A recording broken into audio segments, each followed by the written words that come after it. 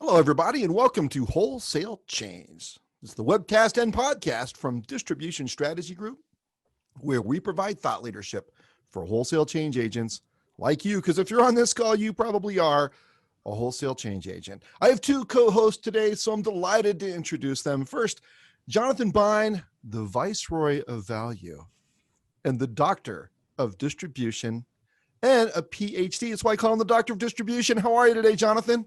I'm at a rare loss for words. How are you, Ian? Never at a loss for words. Well, almost never. And I'd also like to welcome Debbie Paul, who's a principal with Distribution Strategy Group. And Debbie, the nickname I've chosen for you today is the Potentate of Profit. I like it, Ian. Well, I think it would go nicely on a business card. Yeah. So we have a very interesting conversation today. And, it should be a lot of fun because there's a lot of talk about selling value and, not just selling price and distribution, but a lot of distributors don't really know how to do that, right? This is where you say right. Us? You guys, you're leaving me hanging. Correct. And not only that, but they often have the wrong people selling value, right? And so, Debbie, this is a point that you made yesterday when we were prepping for this call. So let's jump into the slides a little bit and talk about this issue. And so, look, the damage comes from a lot of different places in terms of why it's hard for distributors to sell value. One thing, and we talked about this quite a bit, is customer service reps are often the negotiator, if you will, with both the supplier and the customer, and they don't have any training, and they're the wrong people to do the job, right? So Debbie, you were talking about this yesterday. You want to expand on this? Mm-hmm. Yeah, so, our CSRs actually are doing a lot of different things, and we need to stop and remember that, I think, every once in a while, because, not only do we expect them to sell, right, to someone who's calling on that inbound call, but they're also the guys that are out there, sourcing new product or trying to find something that a customer might need. So they're working with different manufacturers and suppliers to get that product at a good price, right? But do we train them as negotiators? No. Many of them don't know how to do that, just like many of them don't know how to sell. And then as we were talking yesterday, Ian, they don't have the skill set, to be salespeople. All they want to do is they want to make their customer happy. And so however they're going to do that, so it could be, leaving profit dollars on the table because they're not negotiating, right? Because they don't know how. So it's a real challenge. Yeah, it's funny because I was talking to a distributor earlier this week, and I asked her if she had a lot of people in her organization who were sourcing product. And she said, yes, but all those get routed through purchasing. I said, okay, but by the time it goes to purchasing, isn't it true that they've already, the CSR has already picked the product and negotiated the price, and purchasing is just processing the PO? And I didn't know anything about this company, but I know that's how it's normally done. And she said, yeah, I guess that's right. We're not, they're just processing POs. It's just like a purchase rec being passed on to a purchasing agent in a manufacturing company, only it's a distributor. And these CSRs are, they make bad decisions when they do that, right? So and she gave me actually an example where a CSR ordered 10 of a 20-cent O-ring, and they use hundreds, but she only needed 10 for this one order, so they paid more in shipping cost to fulfill that order than the product was worth. And you see this all the time where CSRs will source product, and it's like, well, if they bought a little bit more, they might get a free freight discount, or they could get a better price if they just asked for it, but they're not really wired for it. But CSRs and many distributors are in the sourcing business, and they're not trained, and the processes aren't there to maximize that value. And so as much as we, like everyone else, hammers on distributors about selling value instead of price, the reality is there's often a great deal of price reduction you could get from suppliers if you managed it better. And that doesn't hurt the customer at all. It just makes you more competitive or gives you more margin if you don't pass it along. I think the other thing to remember is that, CSRs, especially in a busy area, are under a time crunch. That phone's ringing, or, someone's telling them to do something else. So, they're just trying to do whatever they can do in a shorter period of time, and they're not really even thinking about these things. Or do they know? So. Now, Debbie, in your experience, do you train the CSRs to be negotiators, or do you put a process in place? I mean, you have to train them to some degree because they're always going to Yeah, negotiate with customers. yeah. But what about on the purchasing side? Do you just put controls in, or do you try to train them there, or change the process, or what? I think you can try to do that, Ian, but again, the skill set, they're not negotiators. They're there they want customers to feel good and to be happy and to do what they need to do. And so, they really don't have the skill set to be a negotiator, but you can put, certain things in place, even simple things, to your point, ask about freight. Can we get free freight? Or just ask the question, can we get a better price? Even if you just ask those two questions, that's definitely going to help you get ahead. But I think it's going to be difficult to train them to be negotiators when they're trying to do a million other things, and that's really not their skill set. Yeah, but I think, the other thing you lose in all this is not just margin, but you lose an opportunity to educate the customer about your value proposition. Right. So even if the CSRs aren't going to negotiate, they should be able to speak with pride about the great things that their company does. And, I was telling you recently that my wife and I were in Asheville, North Carolina on vacation, and we bought this, handmade Lazy Susan, right? And the artist was there. He's an artist, right? So he's not supposed to be a negotiator or a business person. And he wanted like, $200 for this thing. And I said, well, would you take $175? And he said, well, let me show you the tree that I cut this board from. And he pulled out his cell phone. He had the tree. Yeah, this is a 300-year-old oak, blah, blah, blah. And then that fossil in the middle is 100 million years old. And that stonework is from the whatever era. And by the way, the bearings on the bottom will hold 1,000 pounds, which nobody needs in their kitchen Lazy Susan, right? But after he was done explaining it, I was like, okay, here's your $200, right? And he understood the value and he articulated it and he presented it so well that it was just obvious that it was worth the money after he gave me the explanation. And I think, maybe the CSRs will never be hardcore negotiators, but they at least need to understand that price is how you get paid for all that other stuff that you do. But if you want to sell on value, you have to explain what the value is. And that means the CSRs need to be trained. And I know, Jonathan, you do a lot of work in this area. And so the next point about how, well, look, a lot of times the value proposition is unclear or it's not granular enough to understand. Is the problem that the CSRs don't understand the value proposition, or the value proposition is too unclear and not meaningful anyway? I think there's a couple things going on. So about every 2 years when we do our state of distributor marketing survey, we focus on value proposition as sort of the theme for that year. And what we find routinely whenever we run this is that literally 80 to 90% of all distributors are messaging, are thinking their value proposition is product selection, product availability, speed of delivery, and customer service, which is a little bit squishier than those first three things. Those first three things are very definitely measurable, right? We've got this many SKUs or this many SKUs in this category. We've got these service levels. This is our on-time delivery rate. But the problem is that if literally 80 to 90% of your competitors are messaging on the same thing, well, then you have no differentiation.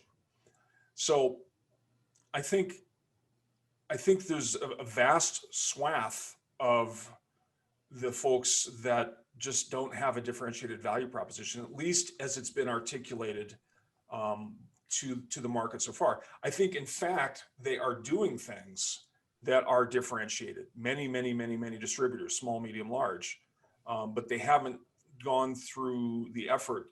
They haven't taken the time to really figure out what is our value proposition and what is the benefit that we're delivering to the customer beyond selection, availability, speed of delivery, and customer service. There's much more to a benefit in terms of, am I helping you make more money? Am I helping you reduce cost in some way? And we'll look at that later in the discussion today. But I think too much of the value proposition is focused on features as opposed to benefits. What do you think? Jonathan, I see that a lot when I go in to create an inside sales program is, one of the first things I want to know about is what is your value proposition? And then let's sit down and tell me, as a salesperson, tell me what that value proposition means to the customer. What's the benefit? And I find time and time again that it's not clear. People, especially salespeople, aren't making that connection, Jonathan, between, this is the feature, but this is the benefit to the customer. So Debbie, if you ask 8 inside sales reps that you're training for the value proposition, how many different answers do you get? Oh gosh, 8. many. 8 different answers, and sometimes no answer because they don't know. Right. But Jonathan, I want to push back on something, because you said that a lot of these distributors are actually doing differentiated things. They're just not taking credit for them. Yeah. I would argue that my point of view is different. I think a lot of them are not really doing differentiated things. I think they're adding value, but I don't think the value they're adding is differentiated from the value that a lot of their competitors add. What do you think? That's actually that's a fair nuance. I mean, I know you and I are supposed to disagree from time to time. I disagree. Well, I agree, but you're saying that it's value added, but it's also value added that other people are doing. So arguably, you're saying that based on that, it's not differentiated. Right. It goes beyond. You're saying it goes beyond the features of Yes. of those 4 features, but there's other people that are doing the same things. Yeah. I mean, how many distributors really have a unique value proposition? I mean, there are a lot of them, right? But is it a majority of them? I don't think so. I mean, I think, yeah. So, I mean, you've got a couple of problems here, because if you can't add value that someone can't just get from any online supplier, then there's no reason for them to buy from you, especially right now when people can't come to branches very easily. And then if you're not differentiated, there's no reason for them to choose you versus somebody else, other than relationships. And relationships are, in my opinion, an important but insufficient condition for long-term survival. Right, but it might be unique within a certain geography, right? So That's along fair. the I-70 corridor in the central time zone, this is where our branches are, and we are the best at integrated supply in that area, right? And maybe there's a national player who's better than we are, or there's another regional player who's better than we are, but they're in a different region. So it could be relative to the geography or the area that you serve.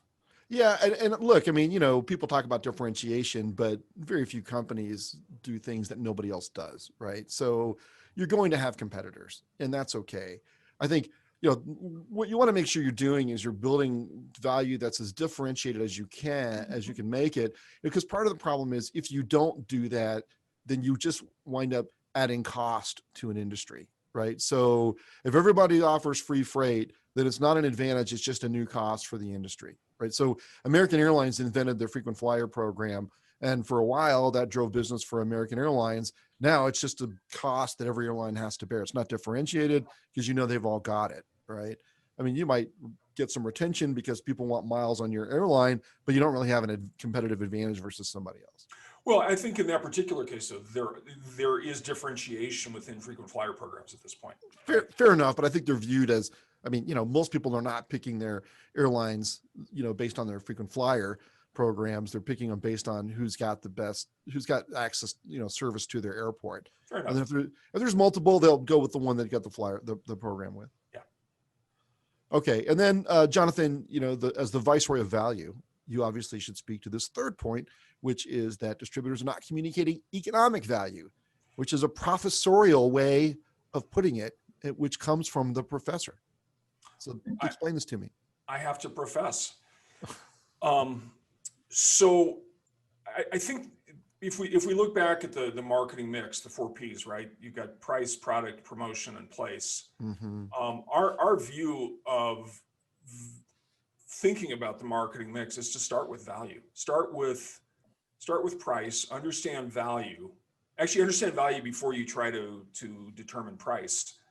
And so the problem is that very few people have an understanding of the economic value of what it is they're doing. And this is true across industries. I've seen this in the tech industry, I've seen this in distribution, I've seen it in multiple industries, that you can ask somebody for their value proposition and they will give you a fairly well-rehearsed elevator pitch, almost like they're pressing a button because they've done it so many times before, right? Just press the button for play, value prop.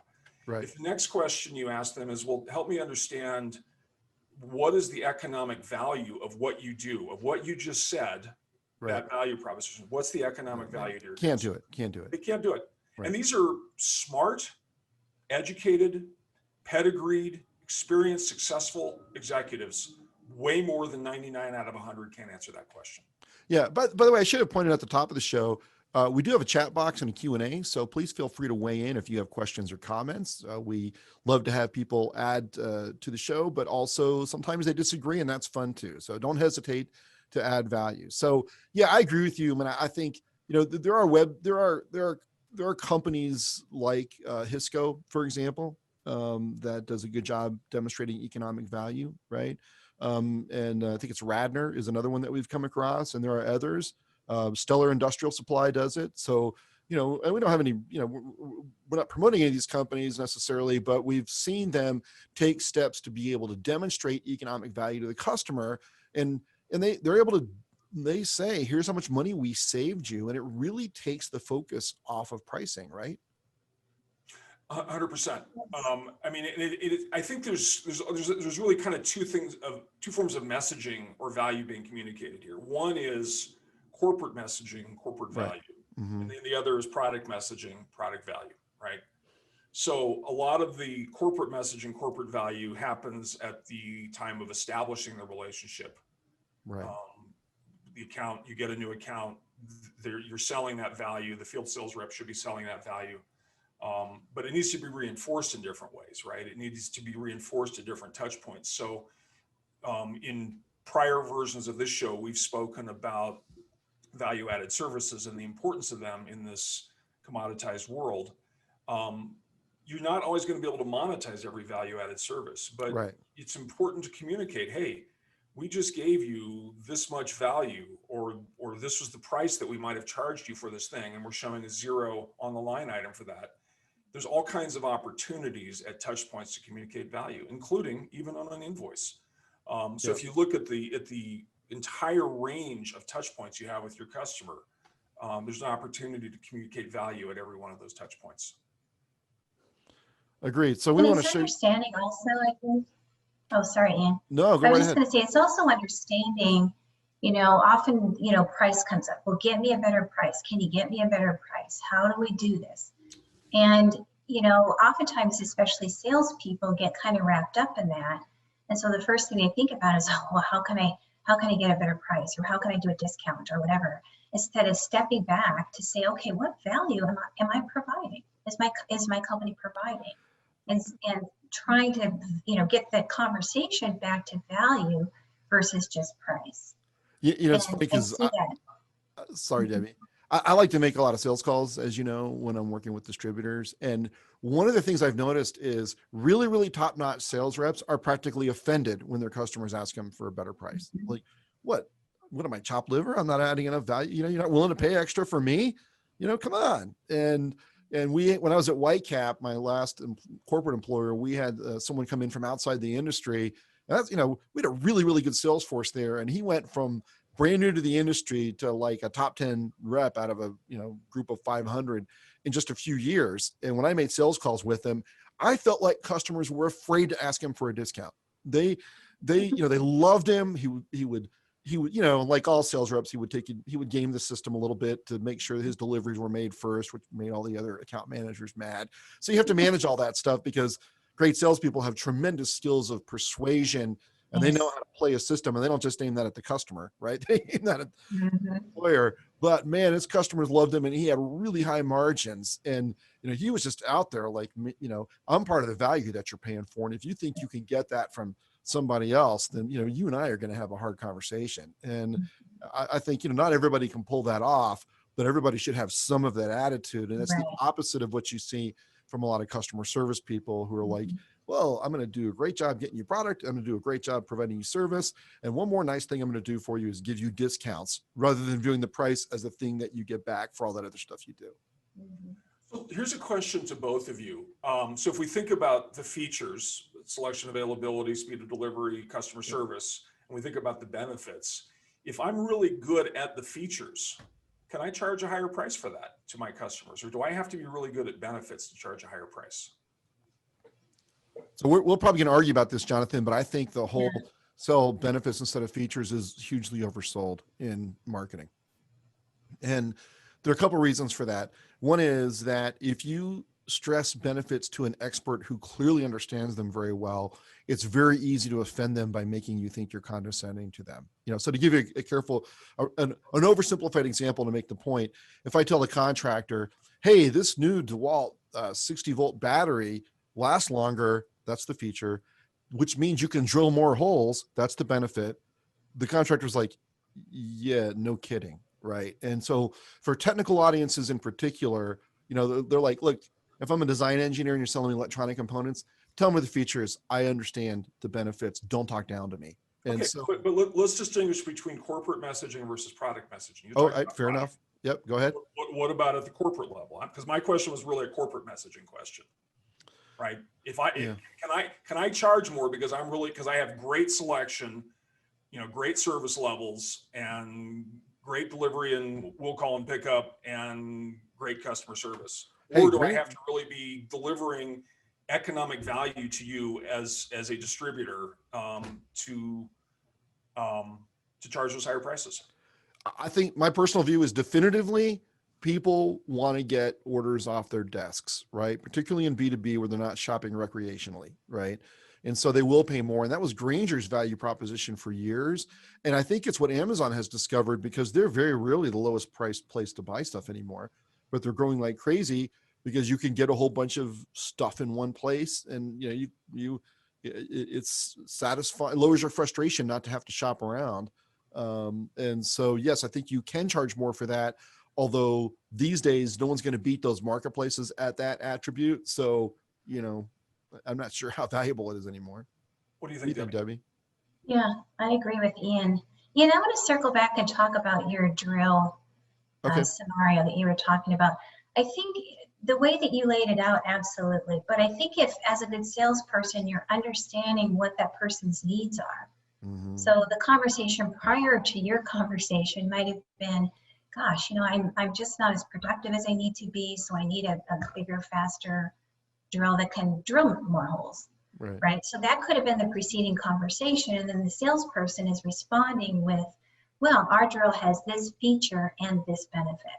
Right. So I agree with you if you're just talking about it at a very general level. But as a good salesperson, if you're uncovering that need, you need to talk about the feature and the benefit, I think. That's great. So if you can marry the benefit to a need that they've established, that's great. And a lot of times customers don't know what's available. So for example, there's been this innovation in concrete drill bits where they actually have a hole in the middle of them and a vacuum that sucks out dust in real time as you drill on a concrete. Okay. Well, that saves a step in the construction process because it used to be you drill the hole, then you have to come in with a vacuum cleaner and suck out all the dust, right? So, when that was new, I was writing with sales reps who were explaining that to customers. And so the customer's basic complaint was, I need more productivity out of my labor. They didn't really know how to get it. So they were even a step removed.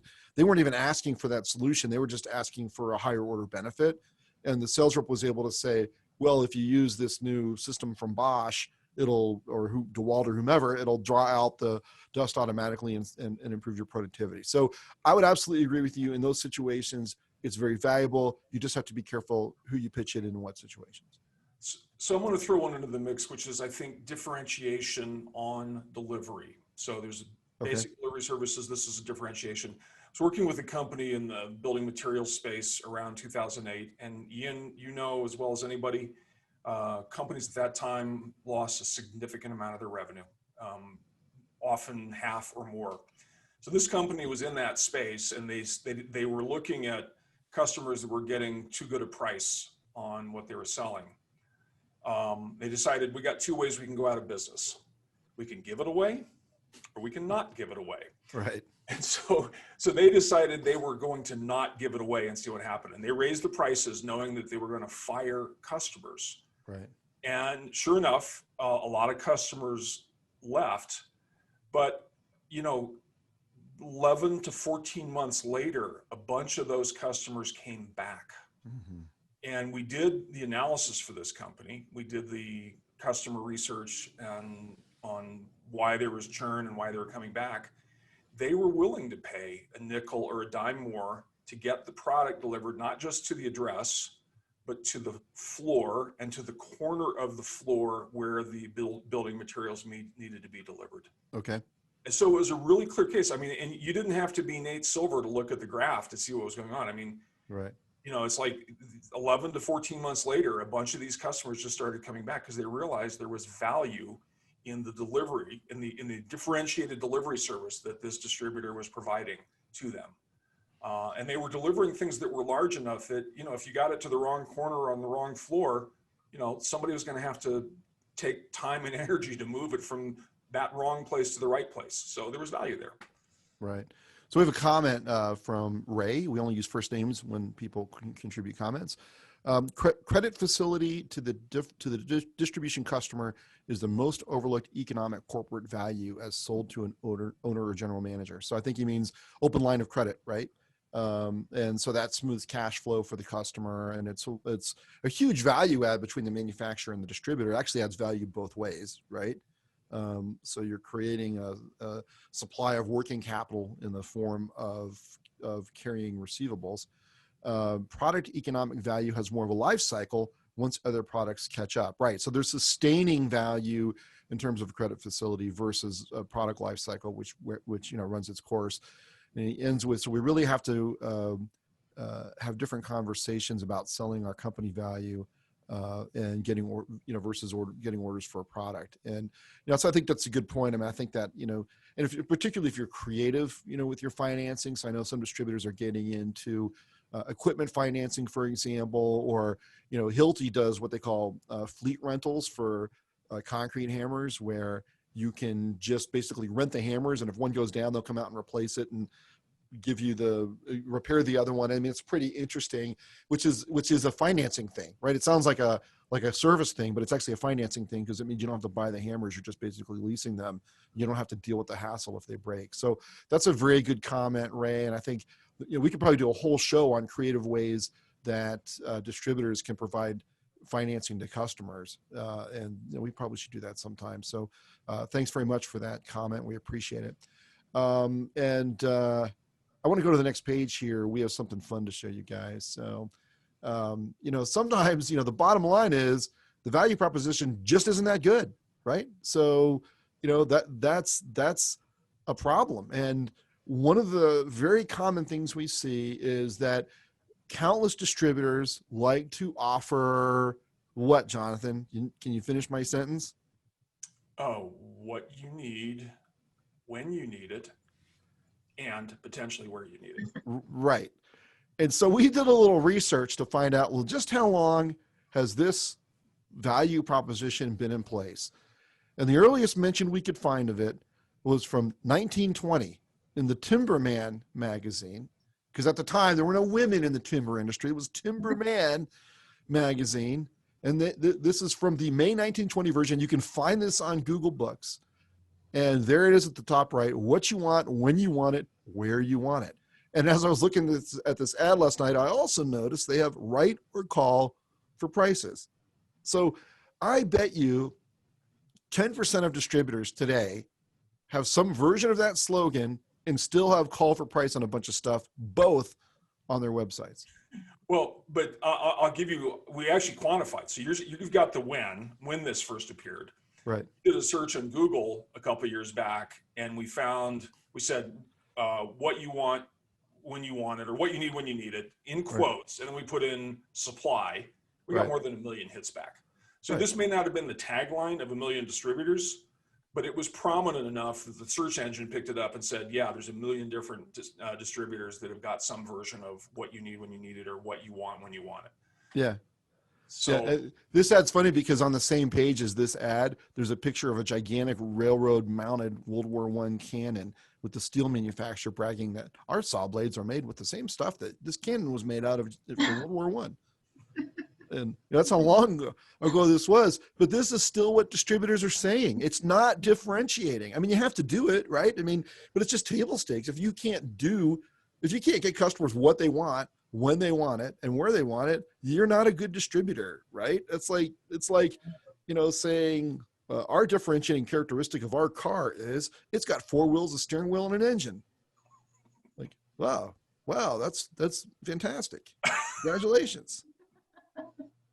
And you know, and the call for prices, and I know a little different back then because, you know, they didn't maybe not had a catalog, but you know, the number of distributors that complain that their websites are not successful and they still have call for price on stuff. I mean, a customer puts together one shopping cart and they get call for price and they can't complete their shopping cart. They'll never use it again. And so you've destroyed the website's ability to add value, and then you complain that it fails and then blame the e-commerce team, right?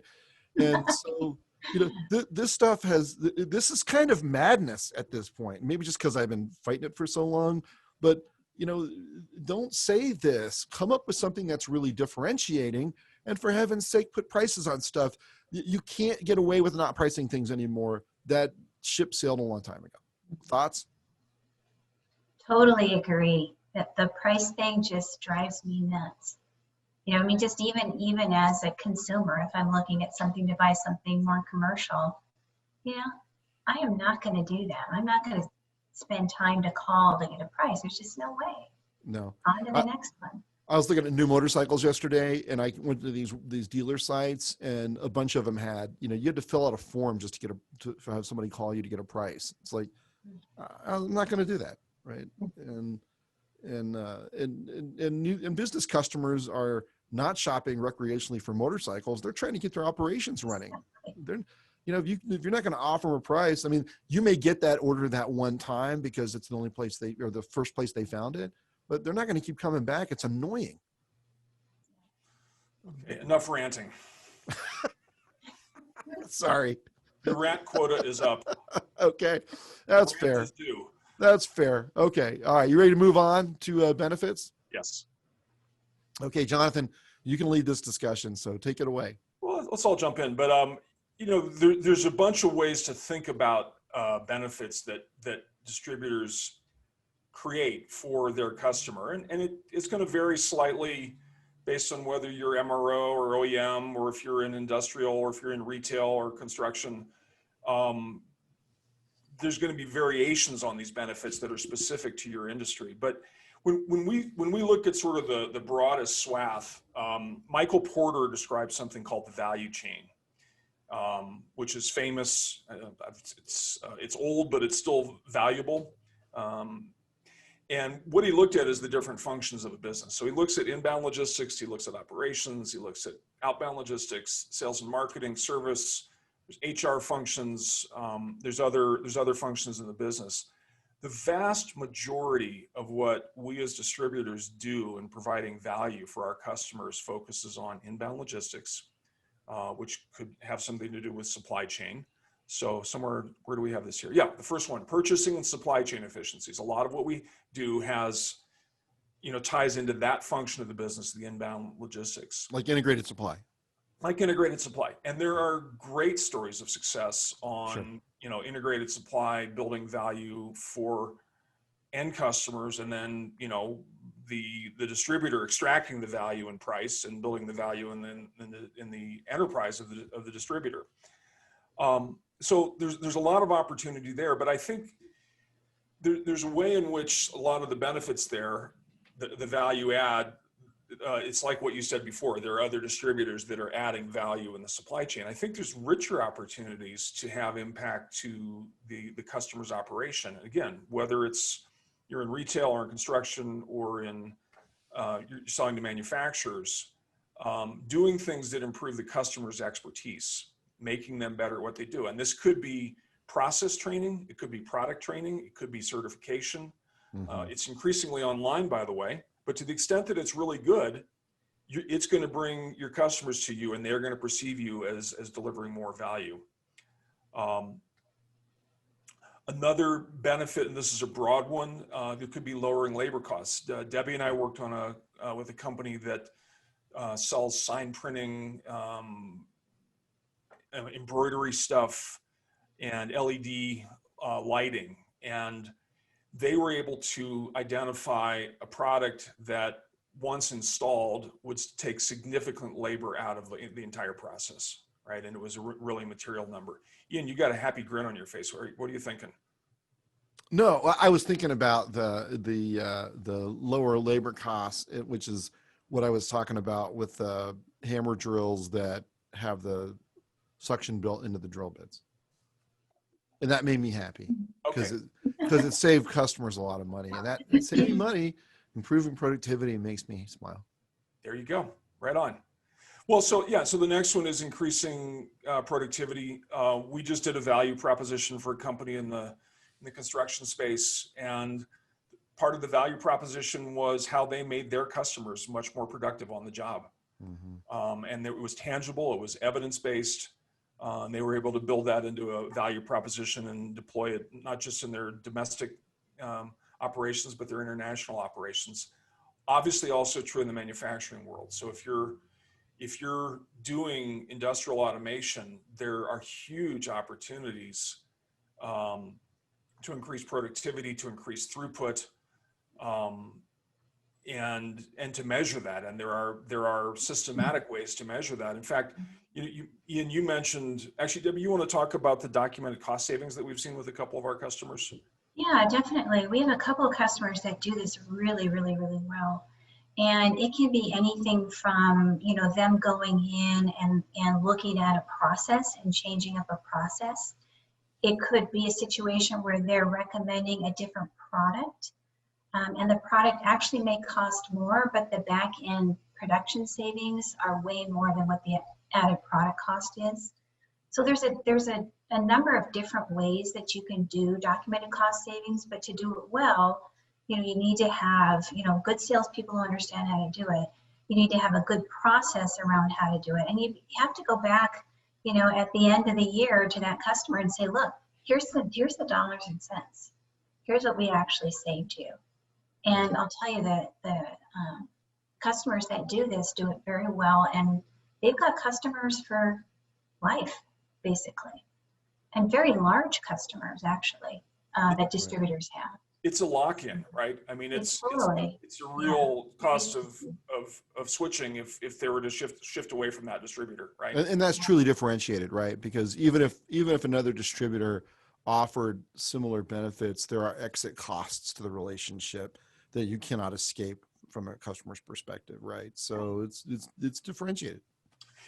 Ian, what have you seen on the productivity around MRO? You say more efficient MRO. What have you seen there? I know you've lived that deeply.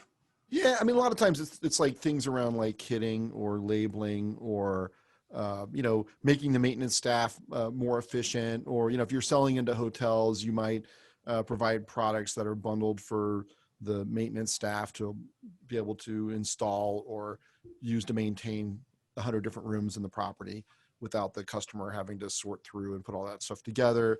There's always the bin replenishment, which is really common. I think vending fits into this category, which also fits into reducing customers' inventory because most of the time that's consignment inventory, right? So you're saving cash flow. I mean, vending is a very differentiated thing once the vending machines are installed. It's not very differentiated up front because a lot of people do it, although to very different levels of quality, frankly. But once the vending machines are installed, it's going to be probably a long time before they come out. And so I think, and yet that puts product right at the point of use where the customer needs it. They don't have to come to your branch, and you are very often providing the data to tell them what they should put in those machines, which is value added. And basically if it's in the machine, you're going to get the sale. So I think those are various ways that MRO becomes more efficient through distributors who have good differentiation and value-added services. Another broad area is improving the quality of what it is they're doing, and this could be on the manufacturing or on the industrial side. And construction too, for sure. It can also be in construction as well. Right. You're able to improve the quality of what they do. Oh, you know what, Jonathan? I should have added improved safety on here. I had it there. You took it off. I didn't mean to. I apologize. You want me to pause the call and put it back on? That would be okay. No, I think since it's intended for radio, we've got it. We're good. Okay. Why don't you talk about safety? Well, look, I mean, there are all kinds of benefits to being a safety expert as a distributor. I'm surprised more distributors don't sell safety because it's a high margin product. However, it comes with a very high requirement to understand the products and be able to train customers on them. but the benefits are extraordinary to the customer. And first of all, and most importantly, and often overlooked, you don't get your employees hurt or killed as much, and hopefully not at all, right? And I was in a company once where we sold a bunch of, or we did job site training at a construction site, and there were 2 employees who had a scaffold collapse, and they had the fall restraints that we sold them, and they know how to use them. And by the fire department got there, they'd both safely lowered themselves to the ground. Now, you don't know if they would have lost their lives or been injured if we hadn't done the training, but you know what? They kind of thought that might have been the case. And Yeah, so you don't want to run the control test on that one, you know? Right, exactly. And so, and so the one benefit is people don't get hurt, right? Secondly, there are huge productivity problems when people aren't safe, right? And third, there's legal liability. Someone gets hurt because, and they sue you because you didn't make them wear safety goggles or whatever. And fourth, and not insignificantly, you avoid regulatory problems with OSHA, right? I mean, OSHA can come in and shut down any facility they want to anytime under certain conditions. And you can help avoid that. And so I'll give you a quick example. Ladders expire. Ladders wear out. And if you don't have the label visible and viewable, legible on a ladder, you can't use it. And just going out and doing a ladder audit grows sales immediately in many situations. Customers don't know that you can't use this ladder anymore because you can't read the label. And people use old ladders all the time. So you could do a ladder trade-in, which is often very successful, or at least go do a ladder inspection. And you sell stuff. It's hugely valuable to the customer. They're always grateful, and you keep people safer. It's win-win-win. And so I think safety is a really big area of value add. Customers really appreciate it, and more distributors should sell those products if they're willing to back them up and train customers on them. So let's do one more, and then let's come back to Debbie's perspective in training customer service and salespeople, basically the customer facing portion of your company. So the last one that I think is interesting is increased revenue through lead generation. There's a view of the world that says you're either reducing my cost or you're helping me increase income. So we've got one item here, which is increasing revenue through lead generation. Curiously, I've only seen this in the HVAC space. I've seen several distributors that are actually generating leads on behalf of their contractor customers.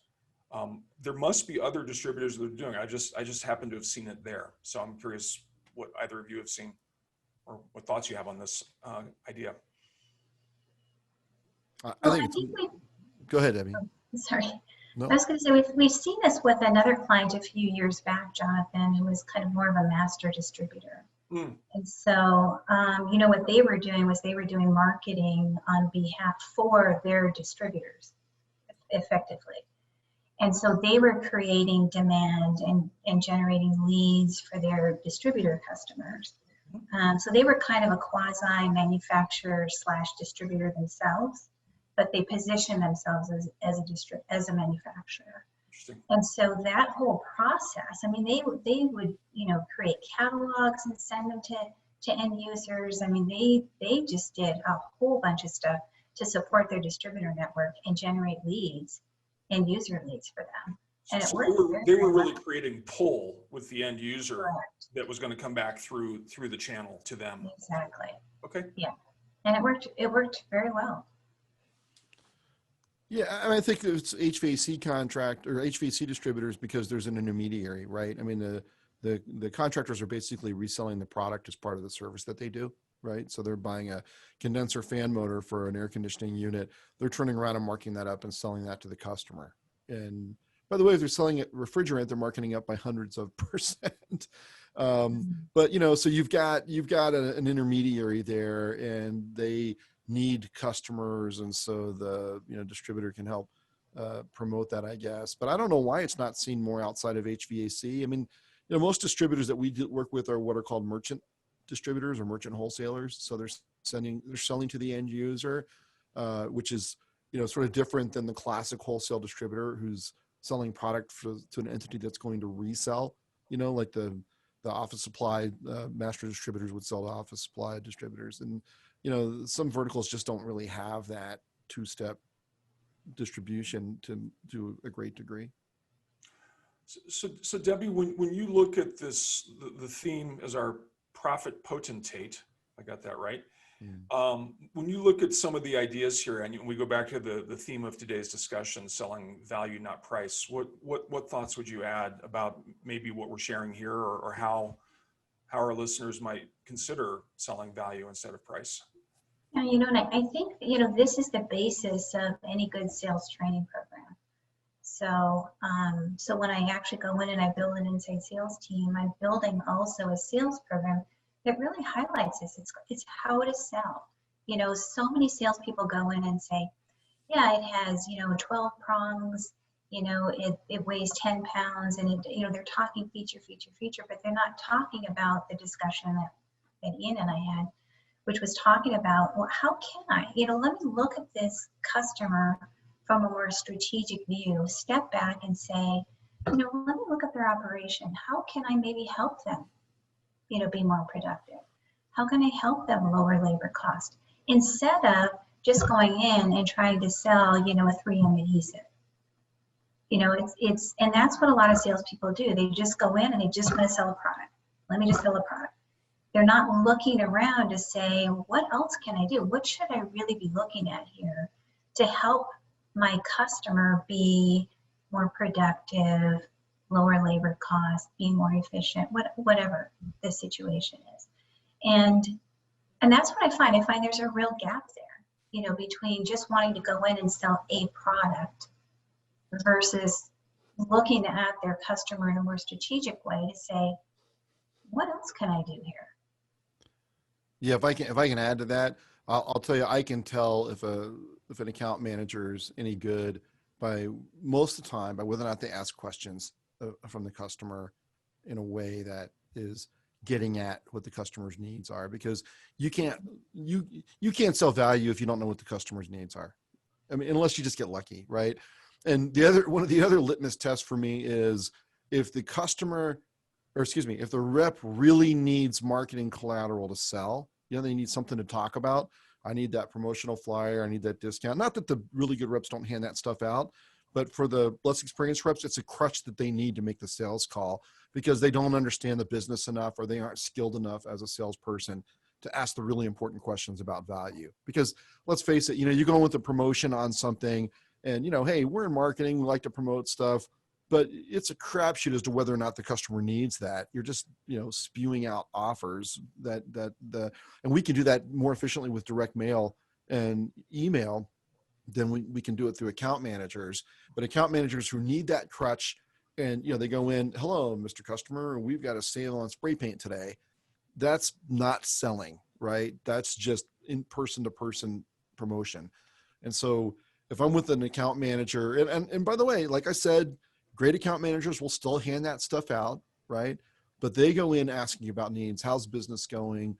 What frustrations are you having? You having any problems with products that I can help you with? I'm always trying to get that line of business that you're giving to my competitor. They'll push them on that a little bit. You ready to try some of that from me? My brand, and so there's a polite pushiness that customers respect because it shows that you're competitive and you want their business. Exactly. And that's what I see in great account managers that's missing. They're not doing what Debbie said, which is evaluating for needs and then trying to come up with solutions that meet those needs. I've heard a term recently called polite persistence. So maybe a little nicer than polite pushiness. Yeah. And I guess maybe Debbie, as a closing thought, going back to, the general idea that CSRs, there's certain things they do well. What's the best case you've seen for CSRs? Where are they able to sell? Are they able to sell on an inbound call? Are they able to cross-sell? Where are things that go beyond what we normally see? I'm working with a customer now who actually has a pretty good inside sales team. Now they're all reactive, but they actually are able to sell on the inbound call. And this is probably maybe one of only a handful that I've seen. But they've done a really good job in training their reps on features and benefits of their products. And they're also very knowledgeable.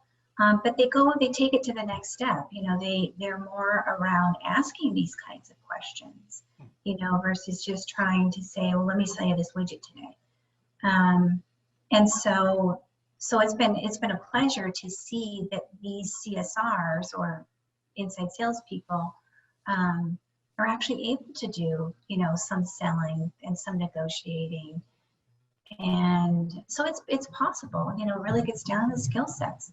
What are you hiring? Are you hiring a straight customer service person? Or are you hiring someone with some sales skills to be in these roles? And the training, right, Debbie? I mean, you can hire the right, Absolutely. you know, Yep. they don't need another product and need to have the sales training. So, oops. Right. Okay. So, I'm going to wrap this up now. Over on the bottom right, you'll see that Jonathan and I are in the midst of preparing the next paper in the NAW series on how technology will transform wholesale distribution. This is a really important series. We're investigating technologies like blockchain and 3D printing and artificial intelligence, et cetera. We've done 2 research reports and 2 webinars already. They're archived over at naw.org. There's a URL at the bottom, but if you just go to naw.org, they've got this in their rotating banner at the top of the website right now. So it's really easy to find this material. The third one's coming up, and this is a survey of distributor customers. So we reached out to, I don't know, it's over 1,000 now, right? Responses, Jonathan? About 1,600 end customers. Well, 1,600 end customers. So these are distributor customers who have given us their views on how they think these technologies are going to be important to them in the future. And so that webinar is on Thursday, September 24th at noon. Is that Mountain Time? Yeah. So anyway, it's at noon to 1 Mountain Time. Go to naw.org. You can sign up for the webinar. And then you can download the white paper when it's the research report when it's available. So you can reach any of us. Debbie, I forgot to put your email address on here. I'm sorry. Debbie is dpaul@distributionstrategy.com. Jonathan and I's contact information is on there. Please contact us if we can help you. Thank you to Jonathan and Debbie. You guys did a great job. It was always great to work with you. Mutual. And Debbie, our special guest today, the potentate of profit. We appreciate it. Thanks to everyone for attending. We always appreciate your presence here. We have a lot of fun, and I hope you do too, and that you get good value out of it. So have a great day. Thanks again for watching, and we'll see you next week. Bye now.